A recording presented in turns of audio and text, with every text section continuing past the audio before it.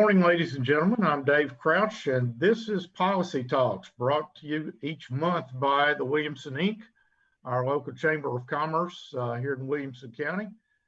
And just want to welcome all the viewers we have on WCTV Channel 3 and the listeners on WAKM 950. Glad to have everyone with us this morning, and especially our special guest this morning, our Spring Hill Mayor, Rick Graham, and the city administrator from Spring Hill, Victor May.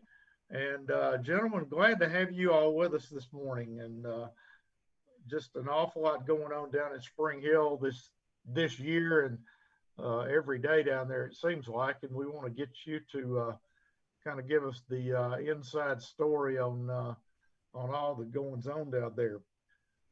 Coronavirus has changed our world. 2020 is a little different than any year you've seen so far, Mr. Rick. You've been mayor now for 14 years, I think, and you probably thought you'd seen everything. But what is 2020? How's it been different? Thank you, Dave.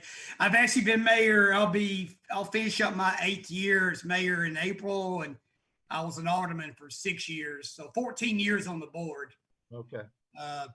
And it's been a great 14 years, but it's as you well know, I'm not running again, so it's time to pass those reins on to somebody else. But to get to your question, what a way to end with this pandemic, and it has been very challenging, and it's been very sad, you know, when you have to cancel Christmas parades and community gatherings and events. It is it's just very, very sad, you know, and to get back live one day and for meetings and like this, and I think everybody misses the social aspects of being together and such. But it's been difficult, and it's been difficult on citizens and people as the cities had to, especially in those early days back in the spring, you know, when we had to reduce services and close parks and do all those things to when this thing first started. So yeah, it's been a tough road. 2020 will be a year we won't never forget. So in the mask wars, is Spring Hill requiring masks, or how are you handling that situation? We are in a split county, and puts us in a very unusual predicament because being Williamson County in the north and Murray County in the south, and just like when Mayor Rogers Anderson, you know, does a very good job of staying in touch with his mayors and asking our input, even though it was his decision for the county, and but he wanted the advice and input from all his mayors, and you know, and that was one that I couldn't support this past mandate for Williamson County because of the businesses in Spring Hill, and because the north side of Spring Hill businesses tell us that they suffer loss of business because some people, you know, will not wear a mask, and they would go shop in South Spring Hill on the Murray side before they would do so on the north side. So puts us in a bad spot. So I actually wish that it was a city municipality decision, and because that would help us and help others, but that wasn't possible with the governor's order. So, and I don't see Murray County ever doing a mandate. So we live, you know, so right now, if you're in North Spring Hill, you're under a mask mandate, and if you're in South Spring Hill, you're not. Very confusing, very confusing. Very confusing. Victor, you're the city administrator, and I'm sure that as you oversee all the operations of the city, the COVID has created a lot of issues. How are you handling those? What issues are you having the biggest issues with? So the biggest issues are really just employee safety, really. We want to ensure that, initially when all of the COVID information came out, and we went through a pretty rigorous process of trying to evaluate all of our potential interactions and our potential danger for our employees, and wanted to be able to keep them safe, and then also the citizenry as well. And as Mayor already alluded, we ended up closing some parks. But as we've continued on, when the numbers of the virus began to get a little less in both counties, we kind of relaxed some of our restrictions. We never did close our city hall, but we split our shifts so that not all the employees were here at any one time, so that if there was an outbreak, we wouldn't end up quarantining everyone in City Hall. We got away from that for 2 or 3 months, but actually as of last week, we've kind of reinstituted those things. Just as we've seen the numbers climb on both the Murray and Williamson side, we want to just once again ensure that there's a continuity of service that goes on with the city and all the different functions. So trying to manage around that, in doing that, you have a decreased number of employees on various shifts. We don't do that with the police and fire. We maintain those shifts, but street maintenance, parks, those types of things where we send half of our employees home any given day. That just makes it challenging to get the work done that we need to get done and continue to serve the citizens, but keep everyone as safe as we possibly can. So it's had an interesting effect on your sales tax, though. I was surprised to see. Tell us how it's affected that. So, Mayor, do you want to talk about that? Do you want me to jump in? Well, let me give my 2 cents, Okay. and then let you provide more color to it, I'm sure. But back in the budget process, which started about the same time as the pandemic, right away we decided to go with a bare bones budget, as a lot of municipalities so choose. So, it's a guessing game. So we took a 20% reduction in sales tax revenue on our budget, thinking, with all the shutdowns in those early days, and until the restaurants and all came back and such, thinking that we would lose about a 20%, on our sales tax revenues. And but actually today we are 30% up on budget, which means that we are 10% over last year, prior year. So our sales tax revenues are actually up over last year by 10%. So the good news about that is, we're way under budget, and that's going to provide us some revenues for some projects probably mid-year. And what we like about that is that there'll actually be money in the bank instead of projections. So we'll actually know what money we have instead of doing a budget projection type spending program. So that's really good. I'll leave the rest of it for Victor. So when we started out our process, starting about March of last year, we actually employed a company out of Memphis to come in called Nava Retail to come in and review the sales tax in particular that had gone on, and help us with an understanding of where our loss, what our losses might be. They concluded their study around latter part of April, May, June rather. And actually their study came back and said, well, if you see a loss, it's probably not going to be very much. It's probably only going to be 1 to 2%. What we, as the mayor said, we actually ended up being 10% over. And a lot of that was attributed to people staying home and utilizing their instead of going out and shopping, they were using the internet.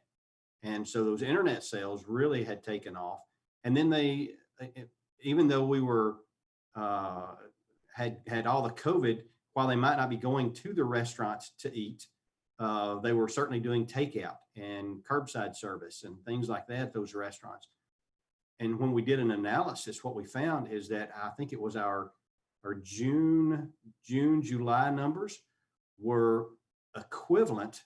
The sales were equivalent to our 2018 Christmas sales as far as the volume of numbers. So it was an amazing amount of sales that had taken place inside the city during that same time frame.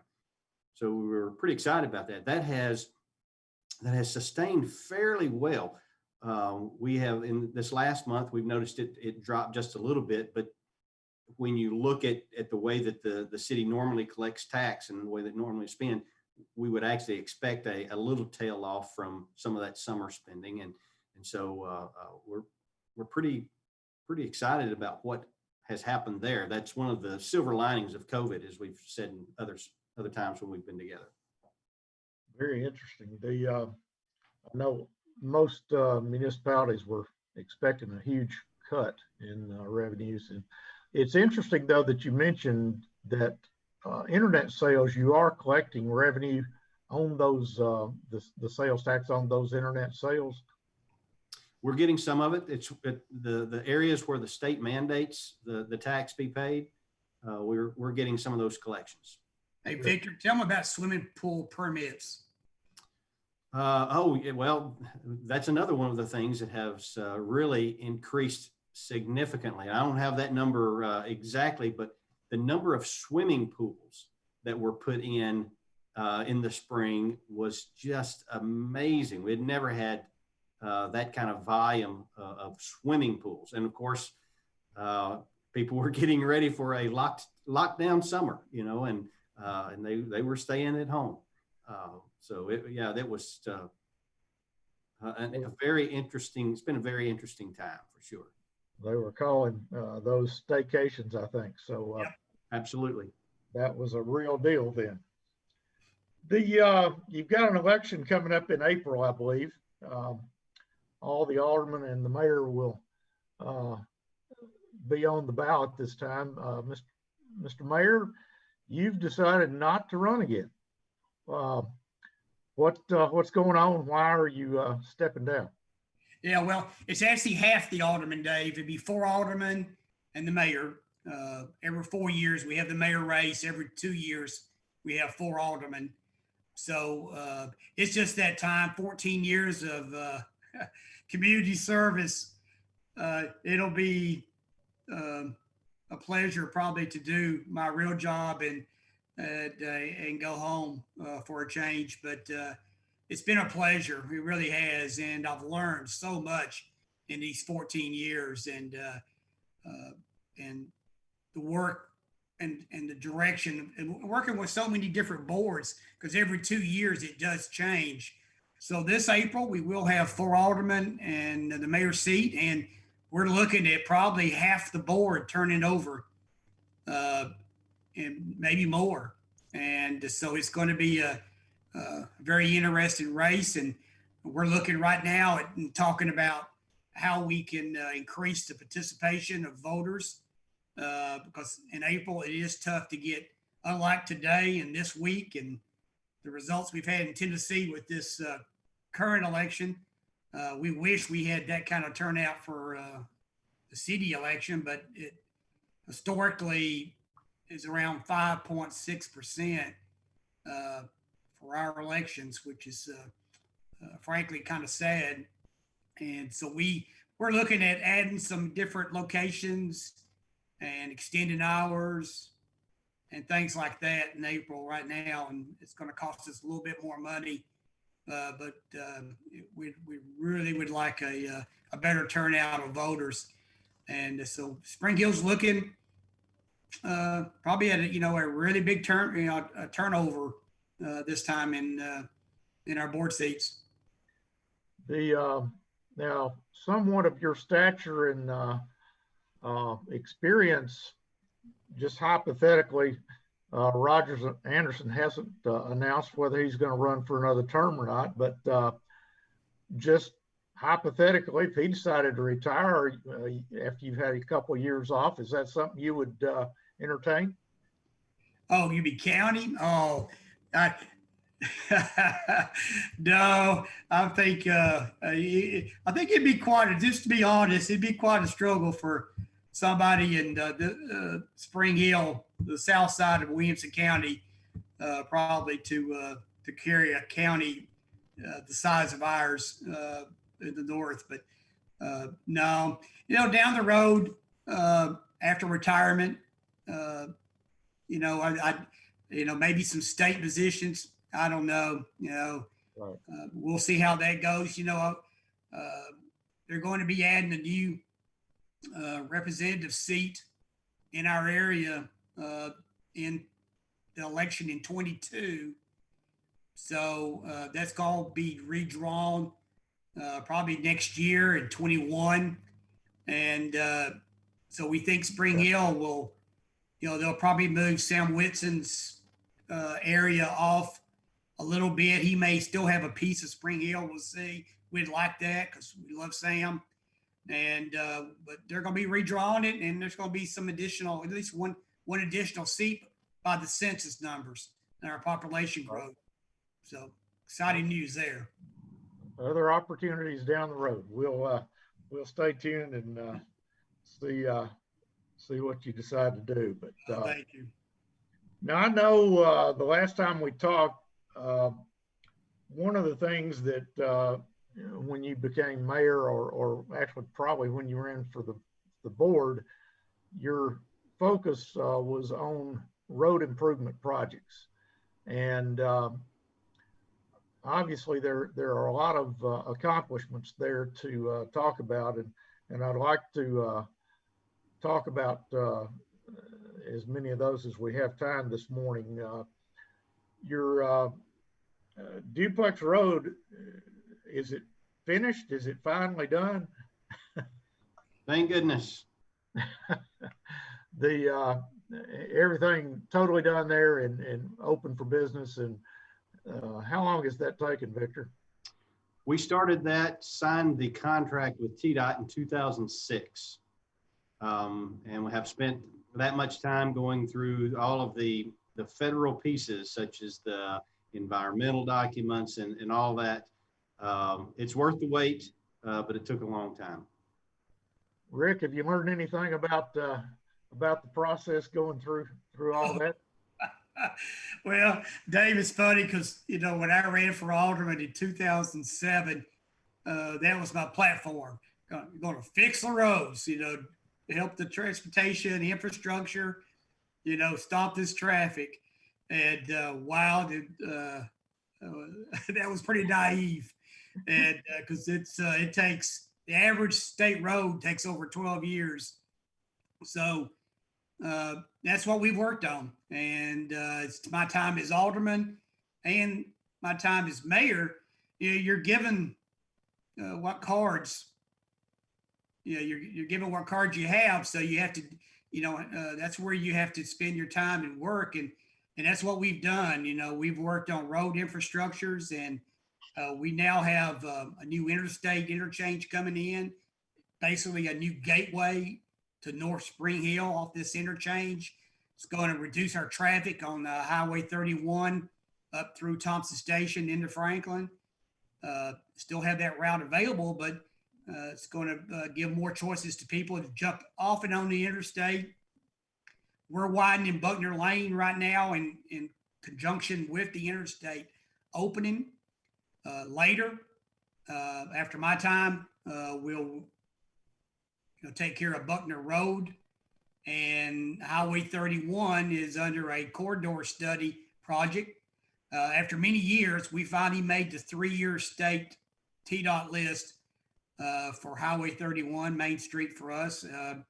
So that and Buckner Road will be like phase 2, so we have over $120 million in road projects moving. And so we've worked hard to on those projects. And we've had to put a lot of things on the back burner that I would have liked to have done during my time with this board and staff. And we had such a great staff. And but we would have loved to have done more toward parks, leisure and active, passive and active parks. We are way behind a community our size. The census number that's coming out here soon, we anticipate it's going to be, around the 43, 44 mark, 1,000 people. And but we would have loved to have done more toward preservation of land, because we know that if Spring Hill continues this growth, that land availability will be gone in 15, 20 years. If we don't start moving towards some land preservation, we're actually looking at a pretty big, about 500 acres right now. It's not ideally where we'd like it to be, but it's actually on the other side of I-65. And, we'd love to have it more on this side, but that's where Spring Hill's growing. We're going to be, a lot of communities grow from the interstate out. We're actually growing to the interstate and over the interstate. So that's basically what, we are focused on. Let's drill down into each of these projects a little bit deeper. And I'm trying as best I can remember to go chronologically. But and Victor, I'll let you take the next one. But Saturn Parkway has just been extended. I think that project is open now over to Beechcroft Road, which I hear has taken a lot of traffic out of downtown Spring Hill. It has absolutely reduced it from Town Center Parkway, which was the connector over to Beechcroft, the close connector over to Beechcroft. That opened about a month and a half ago. And the real advantage to that particular project was that it gave us an overpass over CSX Railroad, which was always one of our pinch points and safety points. Whenever the train was across the tracks, then we had a diminished emergency services on the southwest side over there. So all of that's been eliminated by this overpass. That's part of that project. That's good. That's great. Now, what does that mean for Beechcroft Road? How far do the city limits go out Beechcroft, and what does the development look like out there? So right now, the city limits go out to Dr. Robertson Road, which is, it's probably about 2 to 3 miles west of downtown, I guess, something like that. And that area is really developing both residentially. It's got several large residential developments on it, but then that's also kind of our heavy industrial area. So we have a lot of GM suppliers that are out there. We're actually looking at one of those suppliers is wanting to expand. And so we've got probably a half dozen of those employing a number of folks. All those folks were having to essentially route past City Hall every day, including all their heavy trucks. All that's been removed from the front of City Hall now. So it's that particular project has been outstanding. Right. Now, Mr. Mayor, I think probably Main Street has been one of your top priorities, maybe ever since you became an alderman. And there seems to be some movement there. Exactly where are you, and what are you expecting to see happening there over the next couple of years? Well, as I mentioned a while ago, we took, while every year we would get so frustrated because we would not make the 3-year list, as they call it, with TDOT. And you don't get the ball going until you make that list. And I mean, failure. And a couple of times we really thought we were going to make it and didn't the last couple of times. And then a couple of years ago, we finally made it.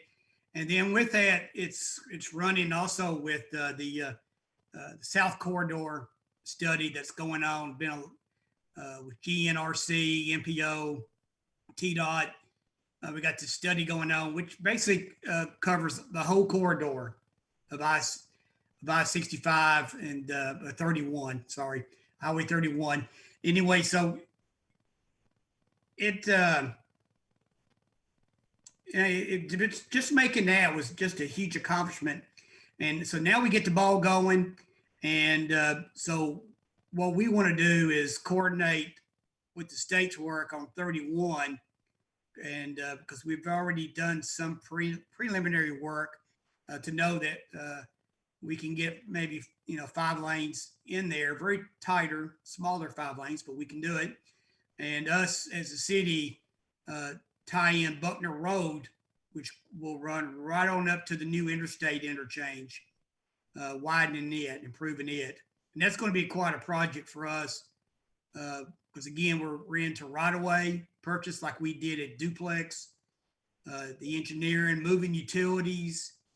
It's going to be even though it's a very short stretch of road, it's going to be very expensive.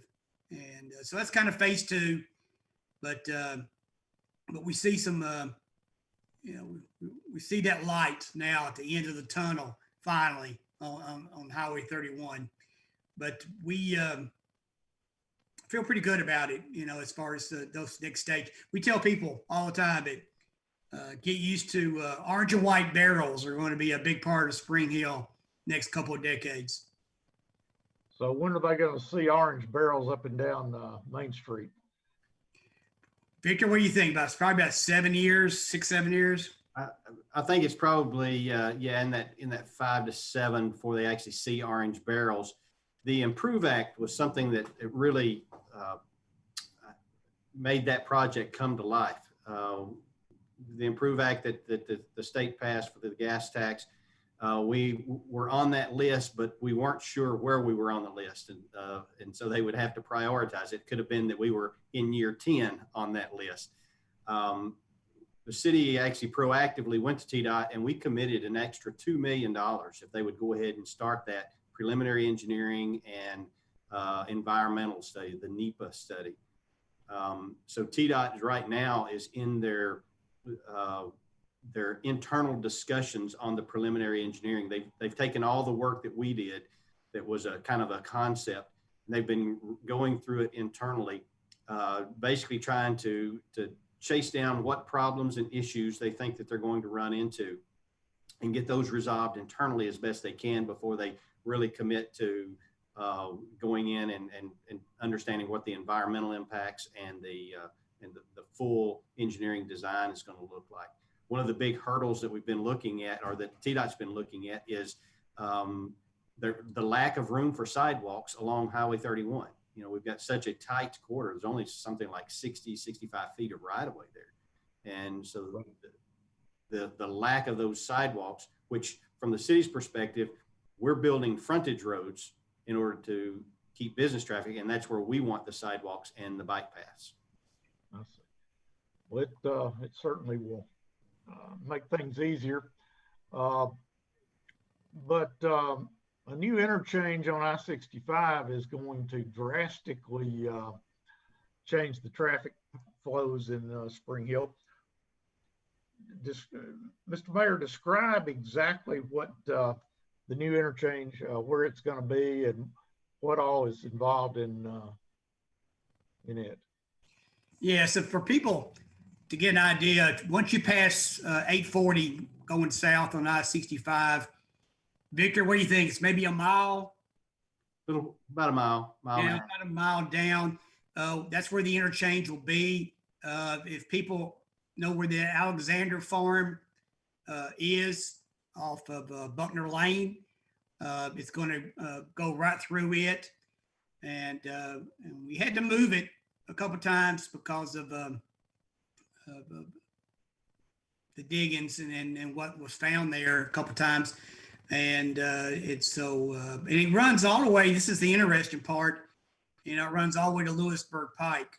And because to get the interstate approval, we had to show 2 north-south corridors running So that was the only way we could get the interstate. And so we've had to commit money that for roads that actually wasn't even in Spring Hill at that time. And some of it's been annexed in, but so that interstate interchange is going to provide not just for transportation, but the economic impact's going to be huge. As you can imagine, the businesses and what gets located in there, even besides what's already coming on the Alexander farm. So it's going to be a very nice. We're you know, what we want to do is, and I hope the next board or two follows suit on. We want it to be very attractive, very nice, very welcoming to Spring Hill. Like Victor said, a lot of the sidewalks, benches, some little mini parks, space type there, and it's going to be a spider type. Victor can elaborate on that a little more than me, but it's going to be an introverted. We'll be riding on the opposite side of the road, so we don't have to make stops to get on and off the interstate. There'll be traffic lights on both ends, but you'll be able to make a left and get on the interstate without having to even come into a stop. So it's kind of nice. Yeah, the design is a diverging diamond. Thank you. So folks may have experienced one of those over in the Gatlinburg area. There's one on the exit to go up to Sevierville. So what is envisioned for the Alexander Farm? Because that will now become the gateway to Spring Hill. And I know that in the past, your economic development team has not had any success, or not as much success maybe as you would like, to attracting high-end office campuses there. What do you think that's going to, what will develop there, and how do you see that changing the face of Spring Hill? Go ahead, Victor. I'll let Victor start on this one. So the Alexander property is it's almost, it's about 700 acres.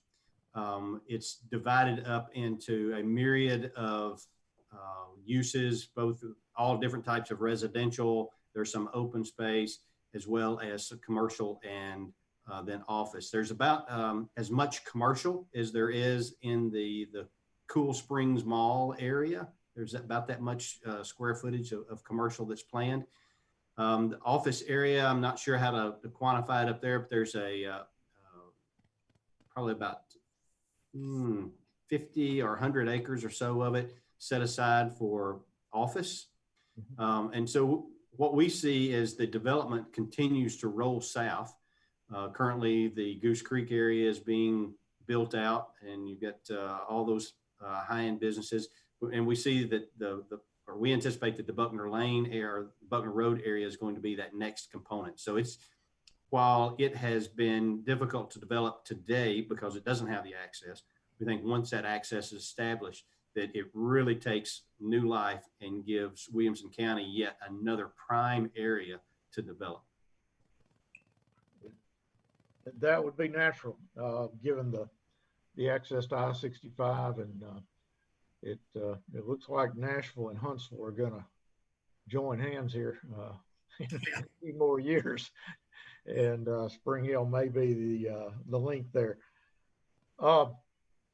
Now, building permits, and I mean, we kind of skipped over the growth itself, but I was talking to Tom Lawrence earlier this week, and we were reminiscing about the Saturn announcement. I think it was back in 1986. And he said at the time there were 800 residents in Spring Hill. And Rick, I think you said the census is expecting 44,000. Is that correct? Yeah. Is growth speeding up, slowing down? What are you seeing in building permits and just sheer growth? Well, as of today, we have, I think it's 902 new residential permits for 2020, right during the pandemic, if you can believe it. It's hard to believe That's the highest we've done in a few years. I think last year, Victor, what was it, about like 870, 880? I don't think we were even that high. I think it was around in the 802, low 800s. Okay. And then, it's climbed back up, and we just continue. Now it's been a big paradigm shift where, years ago, in fact, when I got in office, the majority of the residential permits were in Williamson County. And today, the majority of the permits are in Murray County of Spring Hill.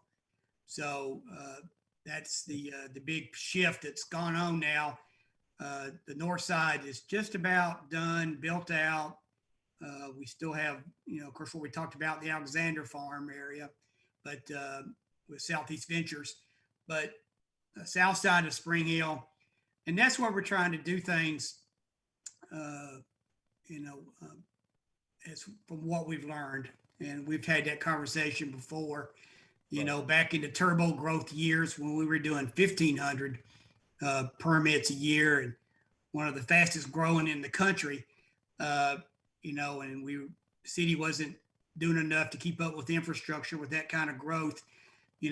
We're doing the things today, or on the Murray side of Spring Hill, to make sure we don't repeat that, and be a little smarter. And we're asking a lot more of developers, and we have a greenway plan that covers the whole city and connects all our trails and walkways. So when land gets developed, they have to help with that, and they have to help with our road plan, our thoroughfare plan. And so all of that is, but the growth continues, Dave. It just, it's not like it was during the turbo years. Of course, we couldn't have sustained that. And a lot of people will tell you that it's hard to sustain 900 permits a year. And I'll let Victor elaborate a little more, because, one of our biggest concerns is, how we keep up with water and sewage. Victor, what kind of challenges are you seeing there? So on the sewer side of things, the 900 really starts to push us. We would rather be, from infrastructure wise, we'd rather be in the 500 range. That would give us a little bit more time to get our infrastructure in place, at least from the way that we had planned on putting it in place. So it kind of speeds things up. We've had some challenges with TDEC of recent in trying to get plants expanded. We've gone through our wastewater facilities plan and presented a program to TDEC. They don't like us, don't really want us putting any additional effluent into Rutherford Creek, which ultimately goes to the Duck River. They want us to do land applications. So we're now, we actually spent about a year with TDEC on the other, trying to get the creek permitted. So now we're shifting our focus to land application, and that's another reason for us to be looking at acquiring some land as well. We think that we've got a good path forward, and so we're going to be working on that. On the water side, we have been for almost 2.5 years now. We've been talking with Columbian Power Water System, which serves really the not only just Columbia, but they are the primary server for Murray County water system as well. So they have a really, really large district. We've been talking to them about long-term regional use, and they have opportunity to tap into some federal loan funds at ultra low interest rates. And so our board a couple of months ago passed a resolution essentially saying that we're going to work with them for our long-term water supply. And we've been working to put together a program that hopefully will take care of the city for the next 20 to 25 years, maybe a little bit longer, depending on how that growth curve ends up being. So we're pretty excited about the things that we've put in place on the infrastructure horizon, and just we'll continue to march forward to put all of those pieces in the ground. Great. We're jumping around here a little bit, but we talked about the Alexander property a little bit. As I drive around Spring Hill, it seems like more and more things are gravitating out toward the Port Royal interchange there off of Saturn Parkway, and had an opportunity recently to drive down through the countryside there south of Saturn Parkway, and it's just remarkable how many new subdivisions there are down there. So that's where you're seeing the growth. Is that correct? That is correct. And are you is Spring Hill and Columbia joined down there yet, or is that a few years away?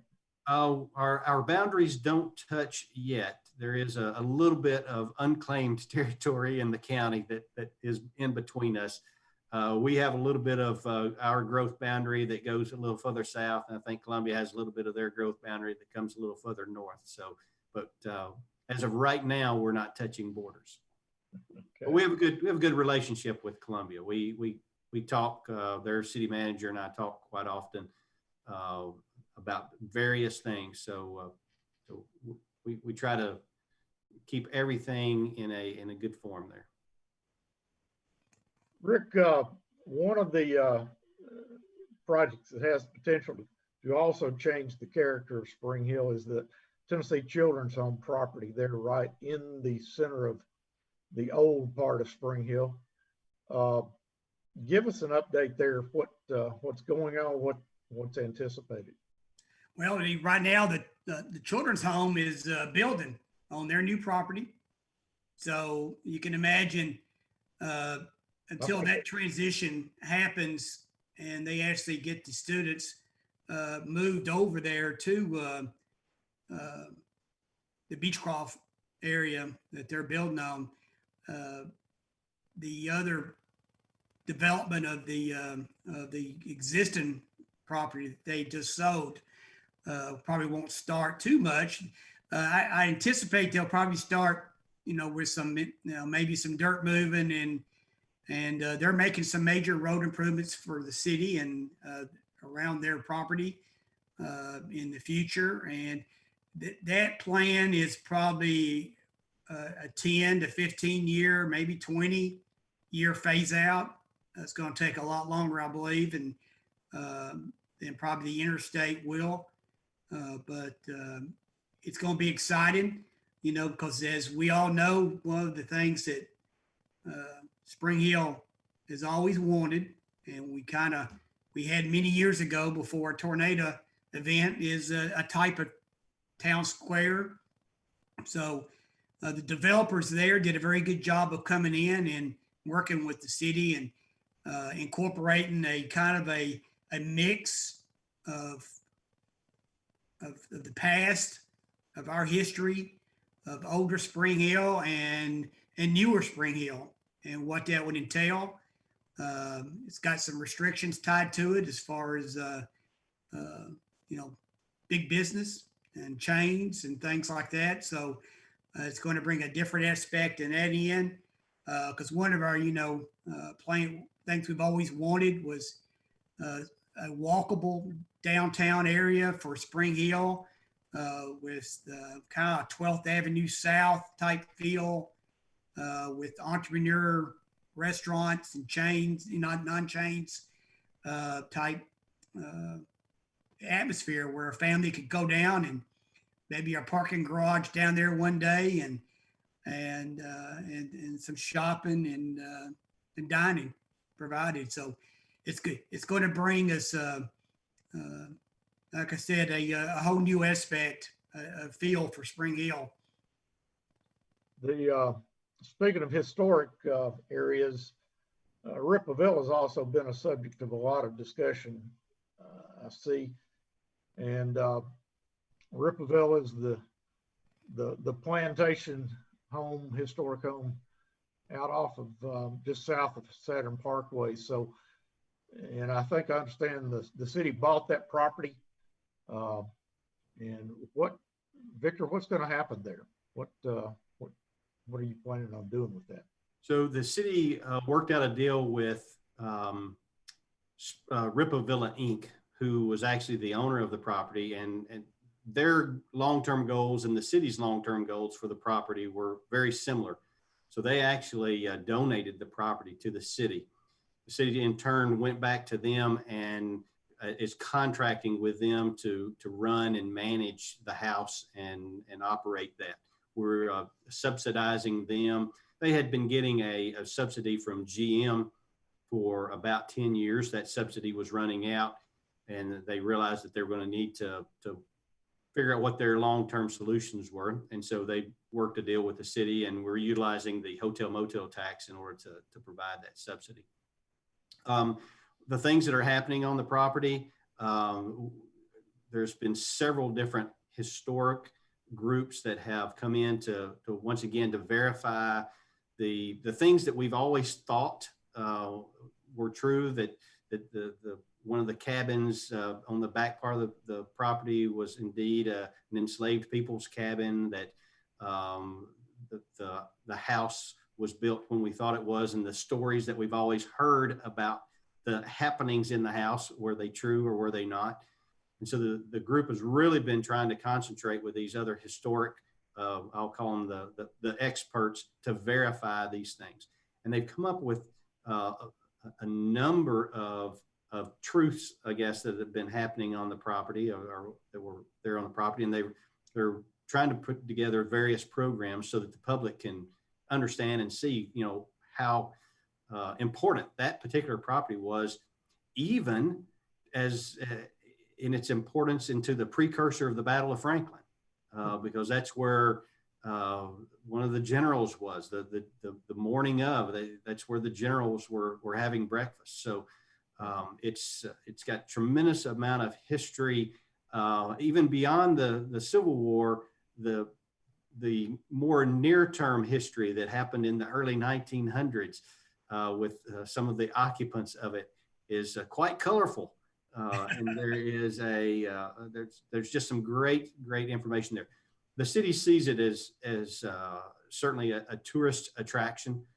People would come and enjoy that property for the history, for just the colorful aspect that it brings to the community. But then also, it's just a magnificent piece of property. It will always stay in a passive area. The bulk of the property is actually under a land conservation easement, and the fields to the north of it are under a separate land conservation easement. So, you know, it will always remain passive. The city's not going to go out and just build on that. You know, when we first had the deal, there were some that were going, oh, well, that's going to be the perfect place for ball fields, and that's going to be the perfect place for a new city hall. No, it's not. It's a perfect place as it is today, and just to enhance those things. So it will continue as it is. It's a wedding venue. It's a number of things like that, but we will never commercialize that place. See, it's obviously a beautiful piece of property, and I'm sure that it will be in city hands, will be a long-term asset that a lot of people will enjoy, and Absolutely. It's beautiful. Let's talk about maybe a couple more controversial things. The Northfield property.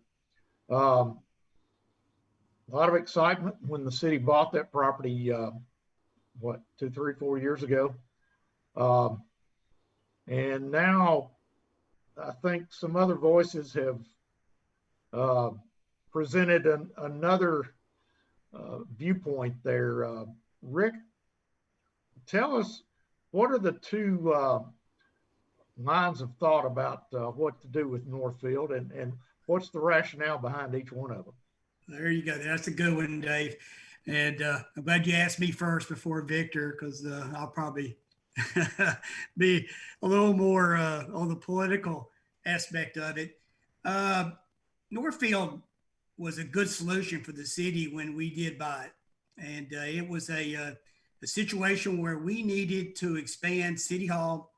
We had to find a new Spring Hill Police Department headquarters, which would already be inside Northfield if we hadn't stalled. Library, which did not have to be in Northfield. And I kept telling folks that if you're worried about the library in Northfield, we can talk about that one outside of there. But our codes department, our planning department, we had to have space for our city staff, especially, and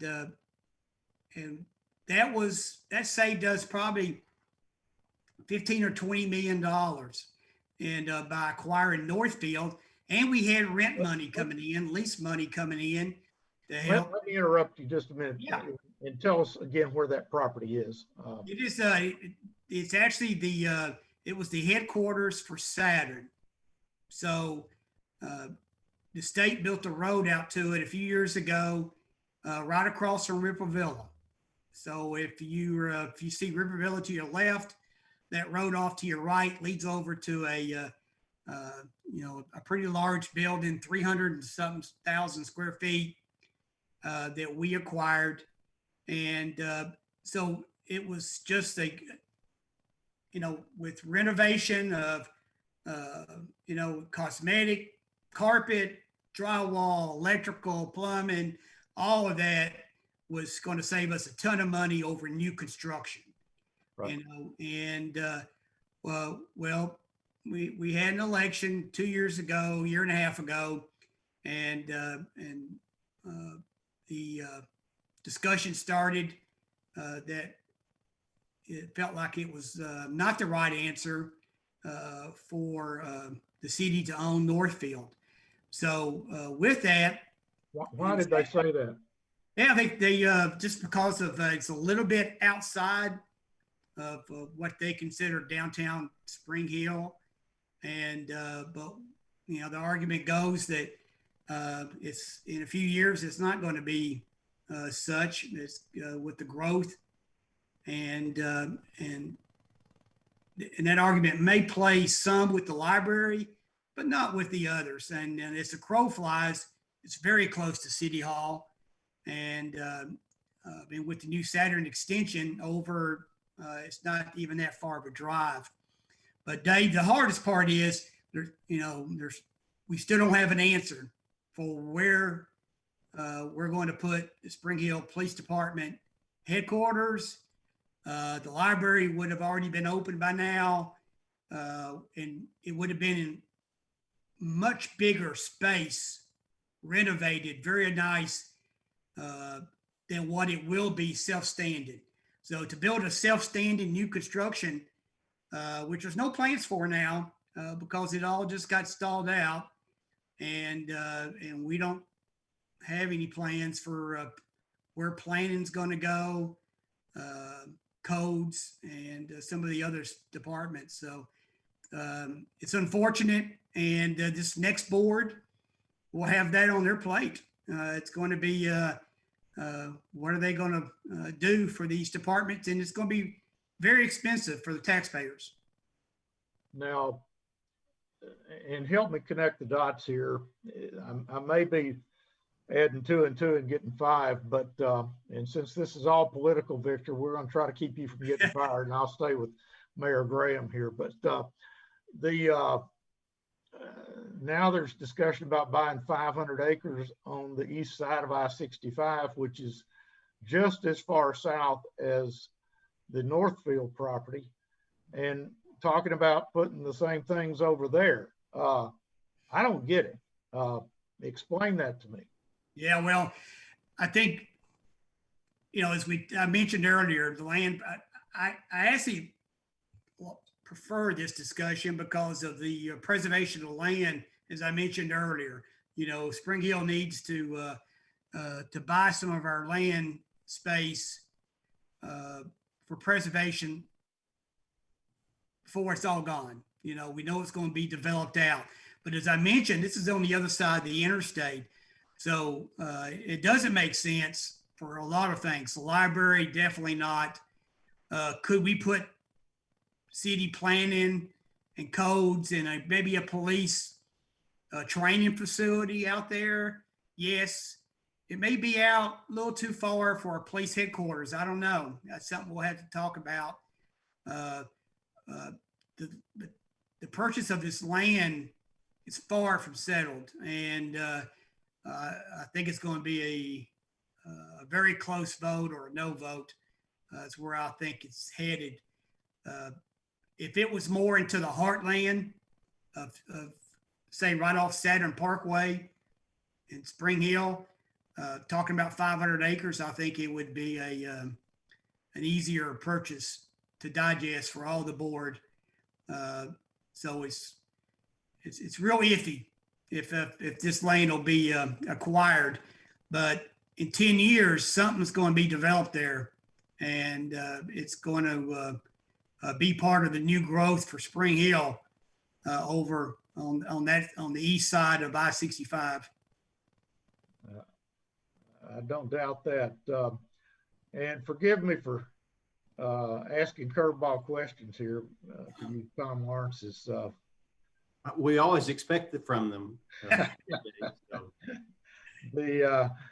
But since this is also political, Victor, I won't. Well, you can chime in anytime you want to. But the Economic and Community Development Department, the new members of the board want to do away with it, as I understand it. And there's a lot of discussion now about, why do you need an economic development person at City Hall? Victor, what does the economic development person do now? Well, of course, we don't have one right now, but what they did do, it was a coordinator position. And so just as that name implies, it coordinates between those who are interested in developing in the city. It coordinates them with the city. And so while its principal function wasn't to be out recruiting and actively trying to bring business in, we did do a little bit of that. But the primary job was to just really work with those people who want to develop in the city to make sure that they had everything that they needed to know. So if they were looking at property, if they didn't know what property was available, then we could show them what property was available. If they didn't know what the rules were, we could work with them and coordinate with them in order to get a good product and have them present something good to the city. Rick, you're saved by the bell. I just realized we've got 2 minutes left, and I hate that we're ending on a controversial note because there's so many good things that have been going on in Spring Hill, and you've got a lot to be proud of in your tenure on the board. Thank you. But what do you hope to do in the rest of your term here between now and April? Well, it's going to be finishing out, keeping these road projects moving toward, especially that new Gateway Interstate interchange. And again, all I'm trying to do with the conversations, get the conversation started for the next board and the other future Spring Hill leaders, as far as the things we put on the back burners for so many years with the land preservation and parks. And those are the things in these locations for these departments. That's all going to have to be determined by future leaders, and it's going to be interesting. And I want to say one more thing. We had a big announcement a couple weeks ago with GM, and looks like our plant's going to be a $2 billion investment in Spring Hill and Murray County on the plant. And very exciting that we're going to be the third GM plant for all battery vehicles. And so it looks like our plant's going to be open for several decades.